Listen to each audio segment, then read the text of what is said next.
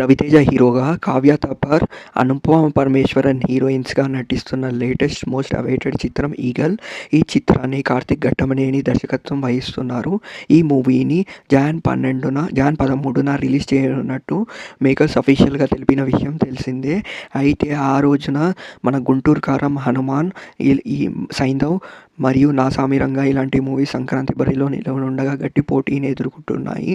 So దీనికోసం film ఛాంబర్లో ఈ సినిమాకి సంబంధించిన నిర్మాతలందరూ కలిసి ఇప్పుడు సమావేశమయ్యారు. ఈ సమావేశానంతరం ఈ ఈగల్కి సంబంధించిన నిర్మాత సినిమాని వాయిదా వేస్తున్నట్టు తెలిపాడు. ఒక కొత్త అఫీషియల్ డేట్ చూసుకొని సినిమాని రిలీజ్ చేస్తామని చెప్పాడు. మళ్ళీ ఆ అఫీషియల్ డేట్ త్వరలో చెబుతామని చెప్పాడు. మొత్తం మీద eagle out of the Sankranti race అని చెప్పొచ్చు. ఇప్పుడు కొత్త డేట్ ఎప్పుడు వస్తుందో తెలియాలి. మొత్తం మీద ఇప్పుడు గుంటూరు కారం, హనుమాన్, సైంధవ్ మరియు నా సామిరంగా మూవీస్ అయితే సంక్రాంతి పోటీలో ఉన్నాయి.